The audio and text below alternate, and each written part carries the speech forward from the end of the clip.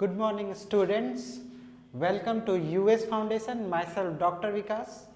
आज एक और भी बहुत ही बर्निंग टॉपिक ब्लैक फंगस लेके आया हूं जो कि बहुत सारे स्टेट्स में इंडिया के पैंडेमिक घोषित हो चुका है. इवन दो जिस स्टेट में हम रह रहे हैं बिहार में भी ये एक पैंडेमिक सिचुएशन क्रिएट कर रहा है. बहुत इसका फैटेलिटी रेट या मॉर्टेलिटी रेट बोले या ये सारा बहुत हाई है. मतलब डेथ होने की संख्या बहुत ज़्यादा है इससे. मतलब जो भी इन्फेक्टेड होते हैं वो बहुत ज़्यादा डेथ होने के चांसेस होते हैं उसमें. उसकी मॉर्बिडिटी रेट बहुत अच्छी नहीं है. इस वजह से ये बहुत ही डेडली है. और ये पहले के दिनों में बहुत ही रेयर कंडीशन पाया जाता था, लेकिन माना गया है रिसेंट कंडीशन में कि अगर कोविड का कंडीशन है पेशेंट को या प्रीवियसली वो कोविड से इन्फेक्टेड हो चुका है तो वैसे केसेस में ब्लैक फंगस होना बहुत ही कॉमन है. या फिर ऐसे पेशेंट जिनका इम्यूनिटी लेवल बहुत डाउन है उसको बोला गया है कि ब्लैक फंगस बहुत कॉमन है. तो let's start with black fungus. Black fungus को मेडिकली हम माइकोरमाइकोसिस बोलते हैं. ब्लैक फंगस इसलिए बोला गया क्योंकि इसमें ब्लैक कलर का स्पॉट बनता है हमारे फेस पे या जहाँ भी अटैक होता है और इसमें दिखाई देना बंद हो जाता है, इसीलिए इसको हम ब्लैक फंगस बोलते हैं. इसको मेडिकली हम माइकोरमाइकोसिस बोलते हैं और बहुत पहले इसको हम जाइगोमाइकोसिस बोलते थे.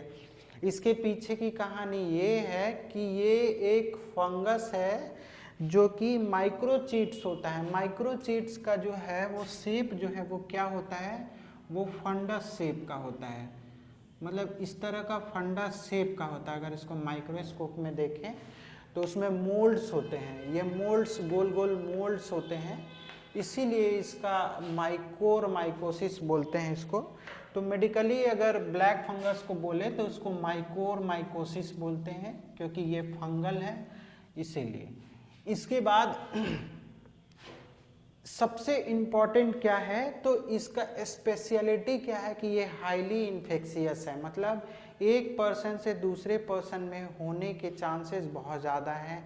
जैसे कि कोविड होता है बहुत ज़्यादा इन्फेक्शियस है, उसी तरह ये भी बहुत ज़्यादा इन्फेक्शियस है, बहुत ज़्यादा हाईली इन्फेक्शियस है. एक पर्सन से दूसरे पर्सन में होने का बहुत चांसेस है. अगर घर में एक पर्सन को ब्लैक फंगस है तो दूसरे मेंबर्स को भी ब्लैक फंगस होने का बहुत चांसेस है. इसके बाद इसको देखते हैं कि सिम्टम्स में क्या है कि जैसे सिम्टम्स का मतलब क्या होता है मेडिकली हम जाने कि सिम्टम्स का मतलब होता है कि पेशेंट आपको बताएगा या पेशेंट के ये प्रेजेंटेशन होंगे, ये चीज़ उनके में दिखेगा. तो ब्लैक फंगस जो है बेसिकली बहुत सारे पार्ट को अटैक करता है. तो डिपेंड करता है सिम्टम किस चीज़ पे वो अटैक किया है. मतलब कि किस सरफेस पे या किस ऑर्गन पे वो अटैक किया है. तो डिपेंड अपॉन लोकेशन, मतलब जहाँ वो अटैक किया है उस पर डिपेंड करता है. अब देखते हैं जैसे एक कॉमन अगर फिनोमिना देखें तो क्या क्या दिखेगा. तो रनिंग नोज होंगे. रनिंग नोज का मतलब क्या हुआ, नाक से पानी बहना रनिंग नोज बोलते हैं. और क्या होगा तो ब्लैक एरिया ऑफ स्किन, जहाँ पहले ही बताया ब्लैक फंगस मतलब वहाँ का स्किन जो है वो बहुत ब्लैकिश हो जाएगा और फेस जो है वो स्वेल कर जाएगा. फेस क्या होगा, बड़ा हो जाएगा, स्वेल हो जाएगा, फूला फूला नज़र आएगा. बहुत हेडेक होगा पेशेंट को, फीवर होगा, कफ हो जाएगा और उसको दिखना कम होगा. ब्लड विजन, पेशेंट ये बोलेगा कि डॉक्टर साहब मुझे ना आजकल धुंधला धुंधला दिख रहा है. और नाक एरिया ये सब एरिया जो है वो स्वेलिंग से स्टार्ट होता है, ऐसा लगता है यहाँ स्वेलिंग हो गया है अचानक से. तो ये सिम्टम्स दिखेंगे. और भी लोकेशंस होते हैं इसके, लेकिन बेसिकली आजकल जो ब्लैक फंगस अटैक कर रहा है उसके सिम्टम्स मैंने बताए हैं. ऐसे इसके बहुत सारे और भी एरियाज होते हैं जहां ब्लैक फंगस अटैक करता है. इसके बाद जाने कि क्या कॉम्प्लिकेशन हो सकता है. तो कॉम्प्लिकेशन ये हो सकता है कि उसमें एक ब्लाइंडनेस का कॉज हो सकता है कि पेशेंट परमानेंटली ब्लाइंड हो जाए. डेथ भी हो सकती है पेशेंट की. या थ्रोम्बोसिस का मतलब होता है थक्का बन जाना, जमा हो जाना, खून का जम जाना. तो ब्रेन में थ्रोम्बोसिस हो सकता है. ब्रेन है वहाँ पे कोई क्लॉट बन सकता है या हार्ट है वहाँ पे क्लॉट बन सकता है, तो क्या होगा उससे क्या होगा, तो उससे होगा ब्लॉकेज।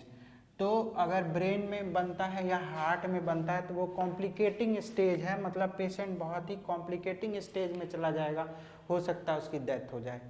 आगे जानते हैं कि ये कैसे स्टार्ट होता है। तो देखिए ये अचानक से स्टार्ट होगा, रैपिड, बहुत जल्दी।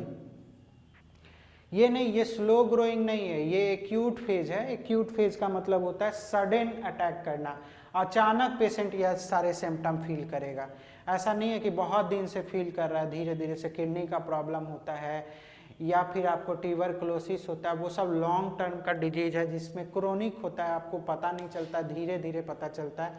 लेकिन इसका यूजली ऑनसेट जो है वो बहुत ज़्यादा रैपिड है, बहुत तेज़ी से उसका दिखता है। इसके बाद ड्यूरेशन क्या होगा, तो 1 सप्ताह तक रहता है उसका ड्यूरेशन, लगभग 1 वीक तक रहता है। इसके बाद पेशेंट कहीं ना कहीं जो है उसको ये फील होता है कि अराउंड ए वीक उसमें ये चीज़ें दिखती है। इसके बाद क्या क्या टाइप होता है इसका, तो इसका टाइप होता है कि इसमें ये जैसे मैंने बताया पहले ही कि ये बहुत सारे ऑर्गन को डैमेज करता है। यही नहीं है कि ये आई को डैमेज करता है, ये स्किन को डैमेज, ये साइनसेस में भी, ये ब्रेन में, ये लंग्स में, स्टोमक में और इंटेस्टाइन में और स्किन में, ये सारी जगह ये अटैक करता है।